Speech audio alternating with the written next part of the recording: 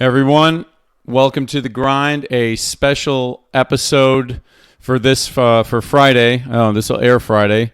But last week I talked about a great place in Southern Illinois that takes donations of you name it, but also takes donations for sports cards, and most of it comes from the individual we're about to talk to, who you can see on the screen right now. His name is Greg POOLE, correct, is the last name? Yeah, that's me.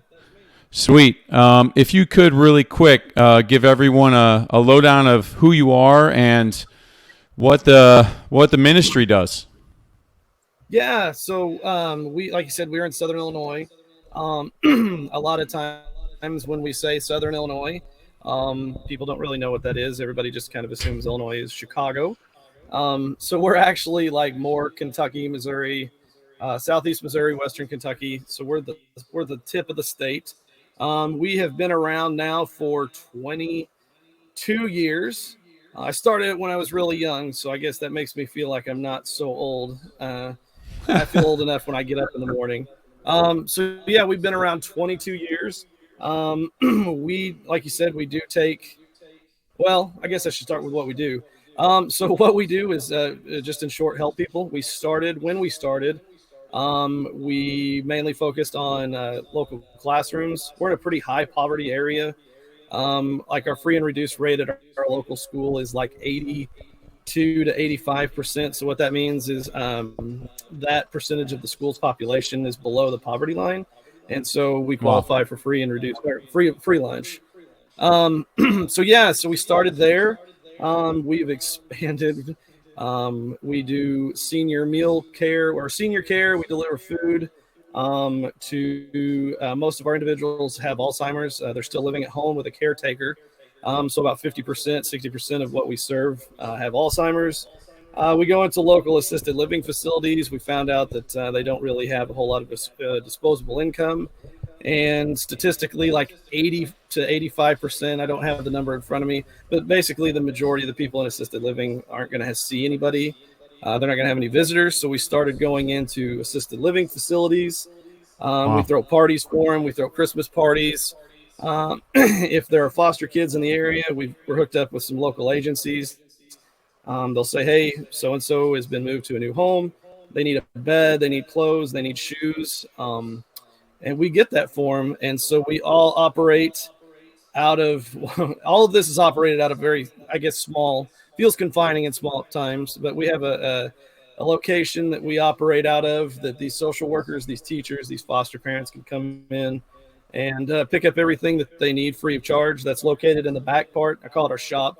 And then in the front part of our shop is the fundraising portion, and that's all sports cards. We do some toys and comics, but the majority is sports cards and memorabilia. And like you said, I would venture to say at any given time, 90% of what we sell or have for sale is out of my own pocket, out of my own personal collection. Amazing. Amazing. I hope everyone that's listening, if you've ever saw some stuff around your house that you're like, oh, it's funny because guys open a lot of cards, and I hear stories like, oh, I just throw it away, the stuff that I don't want. And it's like, Yeah, that go ahead. that drives me up the wall in the best way possible. But yeah, we'll see breakers or people that'll open a case and they'll say, hey, if it's not under three, if it's over or under $3, it's easier to recycle it. I saw somebody say that the other day. And guys, if you have that, buddy, we can do so much with it. Not only do we sell cards, but we give a ton away. I mean, we stopped keeping count, but we're over the 5 million mark of cards Wow. that we've given away, either through local police departments, through local schools, libraries. A couple of years ago, we started a program where kids can turn in book reports, and we'll give them a pack of cards. I stopped reading those after a while, and we just go by the honor system now. But Nice. yeah, so I mean, so not only do we sell it, but we just give so much away, and we feel like it's so important to get kids into this hobby and to keep kids in this hobby. And the way things have really turned after COVID, it's really hard for kids to get in and stay in this hobby. Oh, it's crazy, and I mean, especially with where you're at and with what you do. Cards aren't the first thing where people are like, I need cards. They're like, no, I need eggs. Like I need milk. I need I need something to clean my house or toilet paper for Christ's sakes. It's pretty amazing that and how many years have you been operating this? 20. 20 years. So, Yep. I would say anyone that's listening to this, if you got a difficult time, moving your junk, let's say, what's one man's trash could be another man's treasure. You might want to reach out. I'm going to tag, I'm going to put them all in the description. If you follow me on Twitter, at Paulie Donuts. Greg's Twitter is, I'm going to scroll it across the page right now so everybody can get it. It's Cans Can Ministry. And, please give him a shout out. I'm sure he'd be willing to take any and all of the cards and trash you want to throw away. That's taking up your valuable real estate in your house. Greg, what I'm really curious about, I touched on it last week and I got out of nowhere emotional about it. And where you're, 20 years ago, I know in the post you made, but for people that haven't seen it and don't know, how did you just go about saying, I'm going to start doing this? Because a lot of people, they look at it and go, what are you, crazy? Just giving it away? Like, what are you doing? So how did it happen? Yeah. So just like you mentioned, a lot of people do look at us like we're crazy. And excuse me. So what we've had a hard time, I guess, if we've had a hard time doing, is really connecting the dots, because people in the hobby and in the industry will look at us like we're crazy. We went to the National a few years ago in Chicago and just kind of walked around and to some booths and try to talk about what we're doing, and everybody's like, what? And then on the flip side, with the philanthropic side or the charitable side, everybody goes, what's baseball cards? Like, what does that do? Like, we don't understand. Right. So like really connecting the dots between the two has been difficult. And even though by trade I am in IT, I'm an IT manager, like this social media thing is something that I'm really having to catch up on. So, but yeah, so really story started a long time ago, even before we actually formally started. And so really, so about the age of 5 or 6, I was sexually assaulted. I was molested, and that went on with both sexual violence and just physical violence until I was about 14. And for me, during that time, like the card shop was always a real like safe haven for me, not just card shops, but sports in general. And it in a crazy time, like it really provided something static for me. And, right. and that may sound crazy to somebody that hasn't lived through trauma, but when you're going through trauma, like nothing makes sense. And so your brain is just trying to figure out what's going on. It's just trying to survive, like it's survival mode. And that's the only way I can describe it. And so, like I said, sports cards and sports kind of gave me that outlet for like the physical rage, I guess I could say. But like cards always provided that static thing. Like if I had a set to build, like I needed X, Y, Z, like I could look for that, or this was worth X, Y, Z. And so we had a really great card shop the next town over that I just spent an inordinate, a huge amount of time at, and just building sets, building player collections. Like that to me was my escape. And so, right. So like that was my start in sports cards. Unfortunately, as I grew up, like I said, sports was really that outlet to kind of get some of that physical aggression or whatever you want to call it out, due to some injuries, both from abuse and just wear and tear on a guy that plays all the sports he can. I lost that when I was 14. I had an incident when somebody, they broke my clavicle, broke my shoulder, and just completely shattered it. Wow. And so like I lost a lot of that outlet. and so fell into a huge depression. I'm a guy, and really, as a guy, you really don't know, especially as a kid, how to tell people what's going on. And so I really turned that inward on myself. And Yep. excuse me. So went through bouts of self harm. That went on for a year, 18 months. And then finally, it just got to the point where I was like, I just can't take it anymore. Like, I don't know how to get peace. And I had no peace. And so, I decided that, it was time to end it. And so, Mm. um, like I said, I was 16, and I just went into my room. I looked around. I just had stacks and stacks and stacks of cards, and my mom always laughed that they were all over the house, and they were everywhere. And so, as my last act of this is what I want to do. Not only did I want to take away what I thought was a burden to her by messing up their house, Mm-hmm. I went to the shop. I sold what I could. We had met some older individuals through a Meals on Wheels program. Used what I had. I went and bought some canned goods, made my rounds, said my goodbyes, and drove out to a remote barn and tried to end it. And Wow. fortunately, I'm still here. I can't tie a knot, and I say that jokingly, but not jokingly. Um, the rope broke, and Mm. I'm here. And so I got back in the car, and I still had these boxes of cards. And really from that point on, it just kept me going. At that point, I realized that I could do more with that than just what I did or what I can do. And so I say we. I'm a one man band, so I just started doing what I could. And over the past 20 whatever years, it's really, like I said, it's just grown exponentially. Wow. That's I I was not expecting you to say you drove out to a remote location to hang yourself. And honestly, if in my head I was like, oh, gun or overdose or something like that. And yeah, that's no joke, man.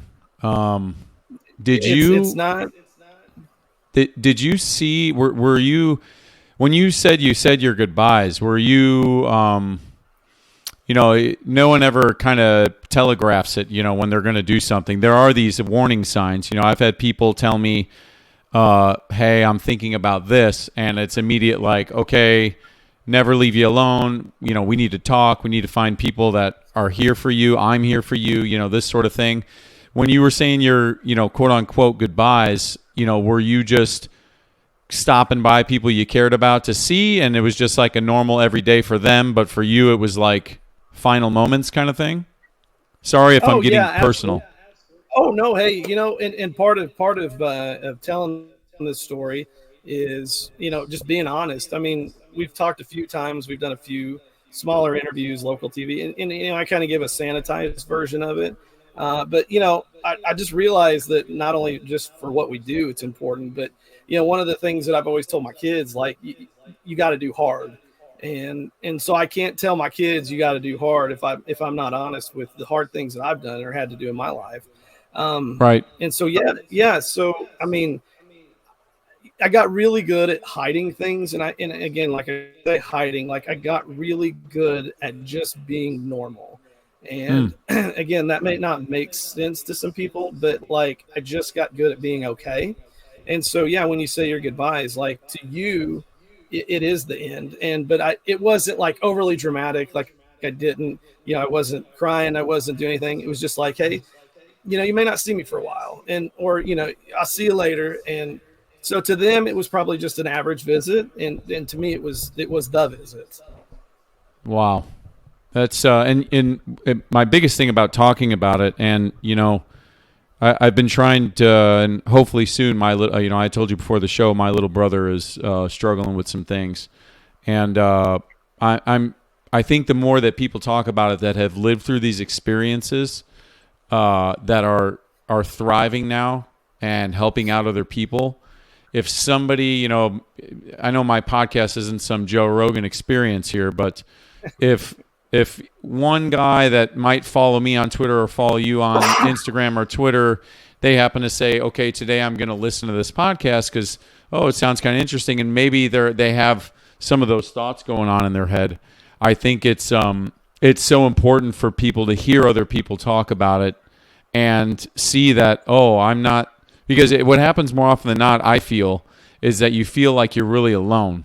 And you have all these people, like you just said, you went and said goodbye to those people, and that you weren't alone, but you were so good at internalizing all those emotions and everything that was happening at the time and in prior history through your life, mounting up, that it was just like, you know what? I'm a burden. All these thoughts that ran through my head at times is like, I'm a burden. I'm only making it worse than everybody else. Why should I want to tell anybody this just to make them become more of a burden? I think what the best option for me would be is to not be here anymore. And those are probably the worst thoughts you could have in your head going down that road because, for I'm using it broadly, but everyone on the earth should be here, excluding the really evil bastards out there. But you know what I mean? Absolutely. And nobody should feel like they're just, whether they have got a drug problem, a drinking problem, they're not getting enough likes on their social media. There's just so much stuff right now. I feel that's, the rate is up. I don't even know what it is right now. I know the suicide rate is up, mostly because people are internalized, lonely, and, not talking about it. They just want to do what you did and what I've done in the past is put on this costume and become, I'm going to be Paul today, or I'm going to be Greg today, and everything is great. Nothing is wrong with me. And little do you know that, those people you said goodbye to, it could have been the last time they ever spoke to you or, saw you again. And I appreciate you sharing something that's probably not, it's not fun. I don't enjoy talking about any of my experiences or my really low times, especially in a public setting. So I thank you for coming on and sharing that piece of your life. Yeah, absolutely. And like I said, people, even after, finding out and talking about it, they're like, man, I would have never have known. But, what you want to tell them is, like I said, I had my arm shattered. Like nobody knew that. Like I got so good at hiding not only the emotional pain, but the physical pain. Like wow. I had a shattered shoulder and still played basketball, still played high school basketball. That's crazy. Taught myself how to shoot left-handed, and the only thing that the coach thought was that I was lazy and that I was a goof off because I was shooting left-handed. And so, so like you just get so good at being, this what you think other people think you should be or how you should feel. Like you just put on that mask and it becomes, I don't know, you just become numb to a lot of different things. Right. Yeah, no, 100%. I mean, I've 100% been there, man. It's funny, to bring it back to cards. In the card world, I notice a lot of people get it because of the chase, and I talked about it last week, the hype and all these things, these gambling undertones that are in sports cards.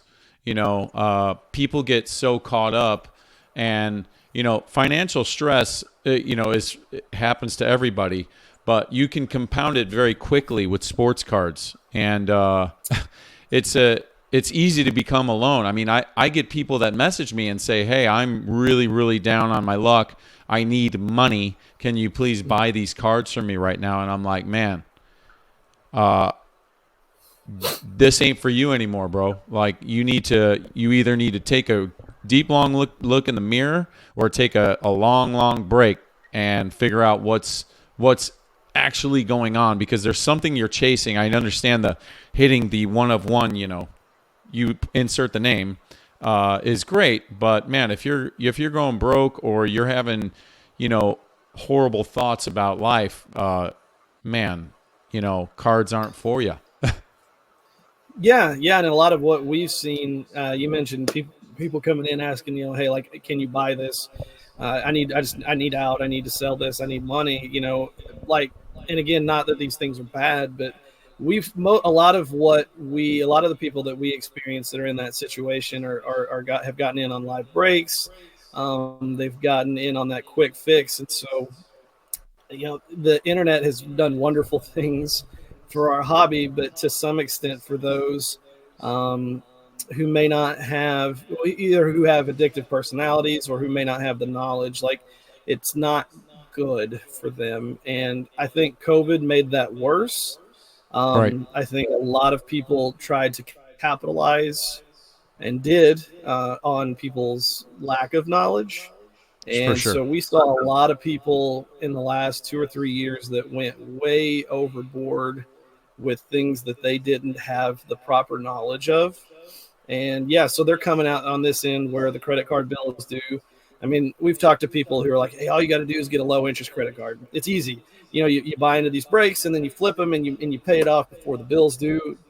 And, you know, in 2021, that may have been a good plan. But in 2023, everything's kind of normalized and stabilized a little bit, and Right. you can't do that anymore. And so a lot of these people are just hung with so much debt from trying to make that quick buck that, yeah, they're just in a place where they didn't really, they didn't see themselves, obviously. Agreed. Yeah, it's pretty crazy. That's part of why I made this Friday show, is to just go over my mistakes and other things, the good news, obviously, and then some of the shortcomings or problems that you could find yourself in, that you don't want to find yourself in. And so and you said you're a one-man show at that shop? Yeah, so I'm a one-man shop. So so the shop, I do the buying, I do the selling. Wow. If we're going to schools to deliver school supplies, that's me. This morning, I think I was at 3 or 4 schools. Teachers had given us a want list. 2 days ago, I was out delivering beds. So yeah, it's me. Beds. I have a full. Beds. We had some kiddos who were removed from a home and moved to a foster situation, and they needed beds, and so went out and picked up some beds. So yeah, I'm a one, for better or for worse, I am a one-man band. Wow. And you said you have 2 kids? I have 2 kiddos. Max and Emmy, 5 and 8. 5 and 8. Man, 5 is which one's 5? The boy or girl? The boy is 5. Oh man. Energy City right there.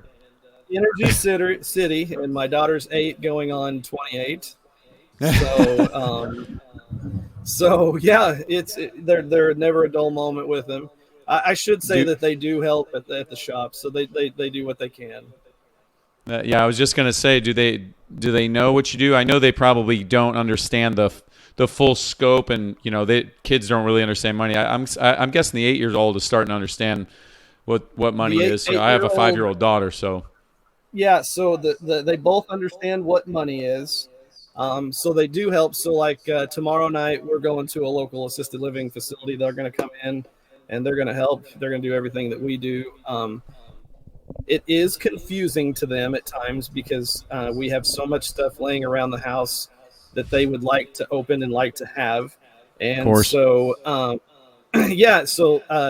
for example, they're both into Pokemon really big right now, and that can be hard to find in our area. And I had a box in there the other day, and my son Max said, "Hey, can I have one of these?" And I said, "Hey, man, that's for the shop. You know what we do at the shop." And he looked at me and he said, "You know what? I'm really getting sick of this shop thing." That's so, that sounds like a kid to me. Yeah, so they get it, but to a point. Some of it, I guess, they'll understand more as they age and they get older. But they're fun with it. They do enjoy interacting, especially with our older friends. We call them our old people friends. But yeah, some of the money aspect and the selling things and not keeping any of the money, they're struggle with at times. I bet, and then more power to you for having them help out and having them front and center and kind of seeing it. In my eyes, I think they're going to grow up to be some great individuals. Just because some people don't ever see that side. You know, some people never see people that don't have a bed for for lack of a better thing, which Yeah, is and and honestly, we just normalize that, and it's normal to them. The more that they see, the more that it's just life. Um, my daughter has a limb difference, and we go to a limb different camp, and it's kind of the same thing. My son will just go, "Oh, hey, that does person." We call them nubbies. They say, "Yeah, that person has a nubby." It's just a fact. Like, some people have physical differences, some people have right. financial differences, some people have emotional differences, and nothing really shocks them anymore with what they see or the people that they interact with, because it's just a person. It's just in a different situation that they're in.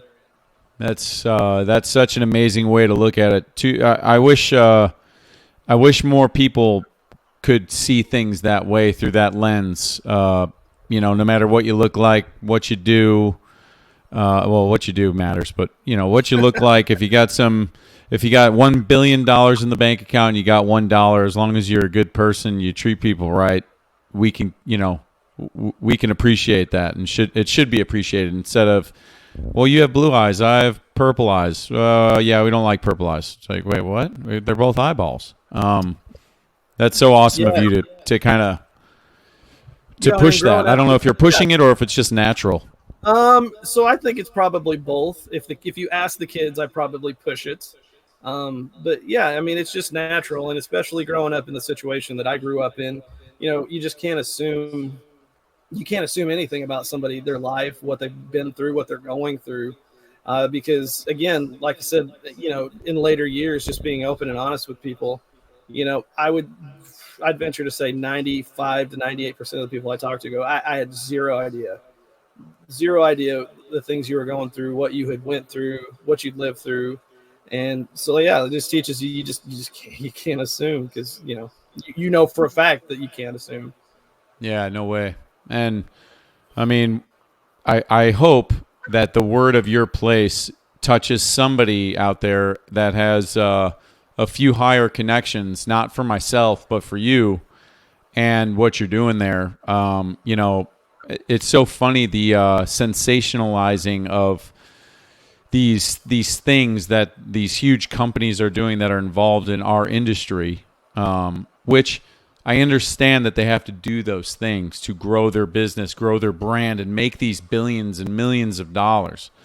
But they'll send people a few boxes of cards here. It happened the other day, and I saw it, and I was like, wow, I've seen this happen before, and I'm like, I wonder how they choose who to send cards to. And I'm not saying they should send all the cards to you, Greg. Yeah, But I mean, hey, they yeah, can send them if you send a got them. lot. Yeah, Send them if you got them. But I feel like a company like Fanatics, especially since I'm gonna guess that something like Panini's gonna be non-existent here in 10 years. Since Fanatics has taken the stronghold, that I would hope, and I'm gonna send your video along to a few people that are closer to those people, and I would hope that, man, that they would just extend a fingernail, out to you and be like, hey, send stuff to use. I'm sure there's other places that do what you do. I would hope. I hope you're not the only one. Do you know of any other ones? Not like what we do. No, I mean, I'm not Wow. saying that we're the best, but there's if there are, there's a few. But yeah, we're one of few. Have you ever, I mean, I know that costs money, but have you ever thought about setting up at card shows? So we have done shows in the past. Big ones, small? So we're reasonably close to St. Louis. Okay. We've done some regional shows. Go As Cubs. far yeah, everybody to each their own. To each their own. Absolutely, the family loves the Cubs, and I don't talk to them very much. But um, So the national shows, like I mentioned, we've been to the national a few times. Okay. When it's in Chicago, but we've never Sure. set up. It's always been a cost. It's always a justification. And Right. so, if you go to the national, so for us, it's about a 6 hour car trip. I mean, you got gas, you have hotel, you have table fees.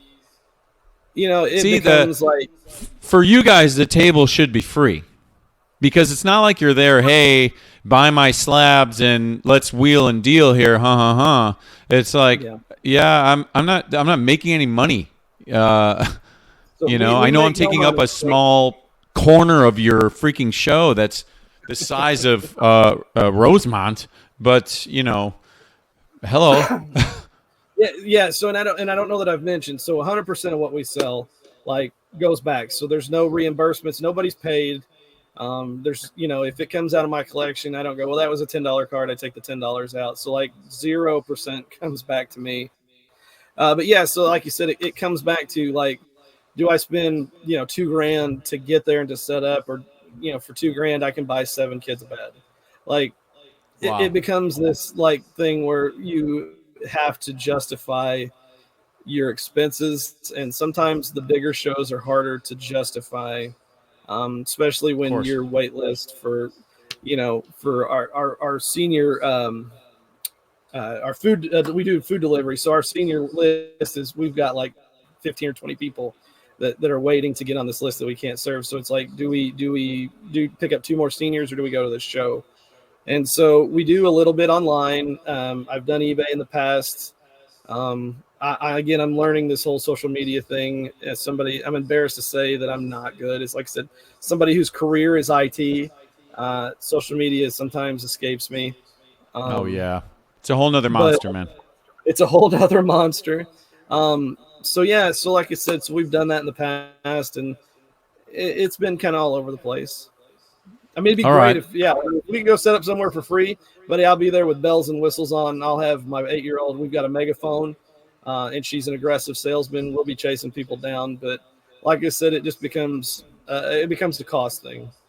For sure. Well, I mean, I'll do what I can. I mean, I live in Houston, but I go to the Dallas show a lot, and I would love to see if I could reach out to some people out there, and I don't know.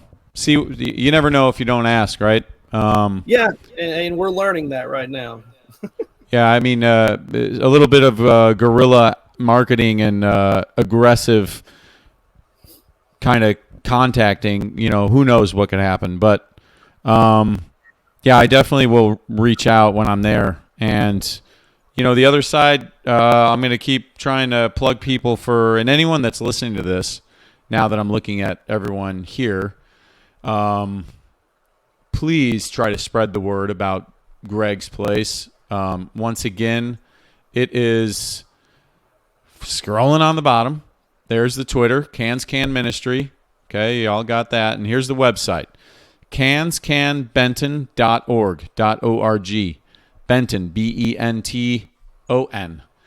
If you have something to donate, if you have what you think is trash that's in the shape of a rectangle usually, and it has a human on there playing a sport, send it to Greg.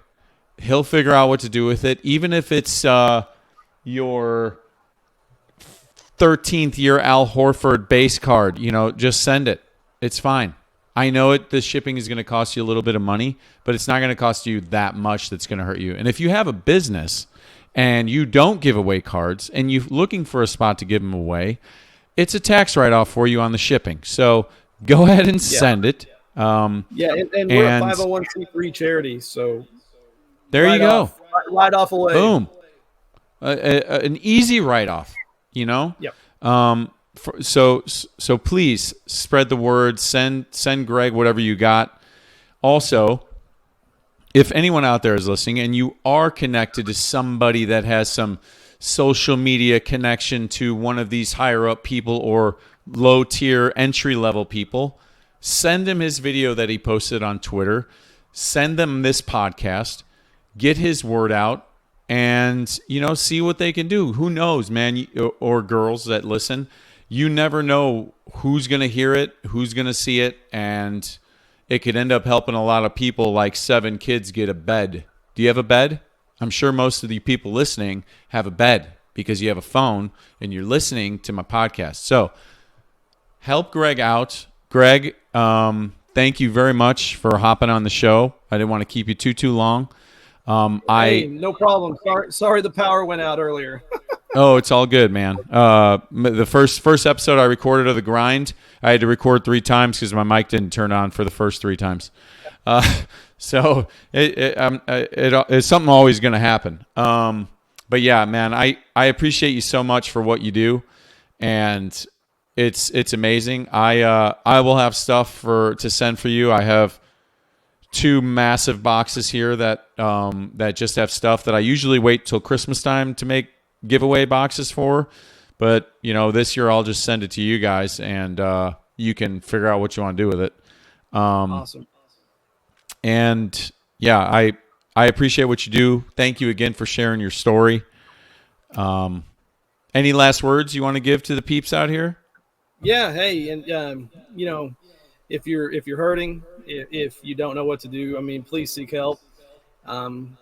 Whether it be a family member, whether it be a phone call, like, don't wait, get help. Something that I screwed up. Just to be honest, I screwed up with that a long time ago, and it took me down a dark road. And so if you need help, buddy, find it. I mean, there's plenty of places out there. There's plenty of people that you may not think want to listen or have time to listen, but if you tell them what's going on, they're going to make time.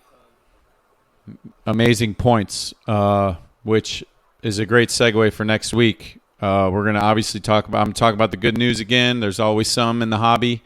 And we're going to talk about communication as a person, buyer, seller, all that. So thank you again, Greg. Everybody out there, check out him on Twitter at CansCam Ministry. Check out his website, canscanbenton.org. Give me a like, comment, subscribe on YouTube. At Paulie Donuts on Twitter, at Tasty Brains Podcast on IG, at Tasty Brains Podcast on YouTube. And peace out. Thank you, everybody, again. And we'll see you next week on another episode of The Grind. Peace. Thanks, sir. Later, Greg.